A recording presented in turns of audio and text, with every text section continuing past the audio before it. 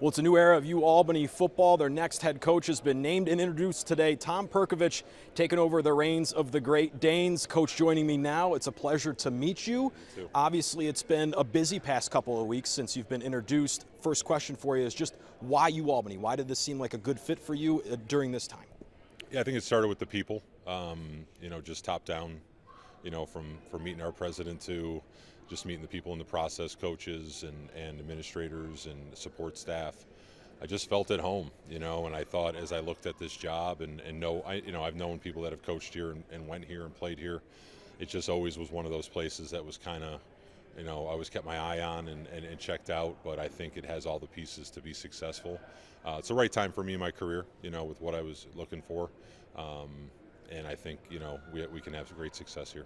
And it's obviously brand new into this transition for people that are still trying to learn the name. Quite a successful tenure over the past 10 years at Susquehanna University, 84 wins, 27-0 in the past 4 years in league play. Just making that transition from D3 up to D1, how do you believe that you could equate that success at this level? Absolutely. You've seen it recently with other coaches at other schools.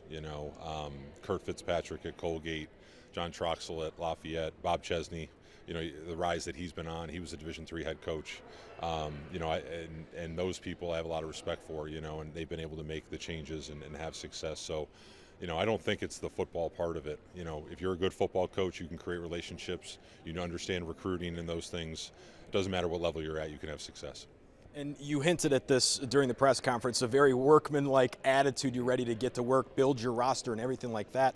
And that you said that you're not focused on the past, but we do have to talk about the past here at UAlbany. It's been a past couple of years where you weren't here, but they've had trying times. How do you bring back the winning ways of just 3 short years ago where they were in the national semifinals? Yeah, I think it's just do it our way. Don't try to do it some other way. Again, like you said, I wasn't here.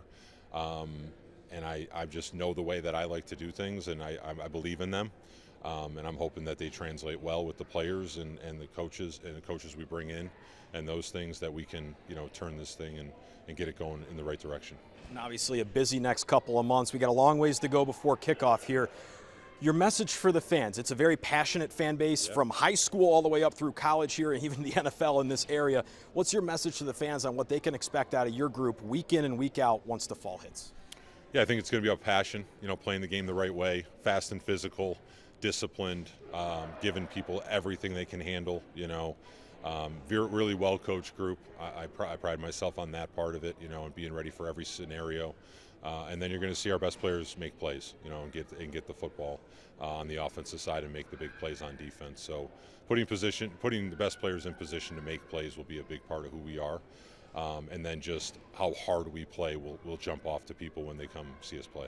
Thank you very much for your time, Coach. We've got a long ways to go before the season here, and we do have a lot of building the roster, so to speak, still on our hands. Once fall hits, this team will be ready to go. We're going to learn a lot more about Coach and this team as the next couple of months dive out for sure. But for now, reporting from UAlbany, AJ Pankowski, CBS 6 Sports.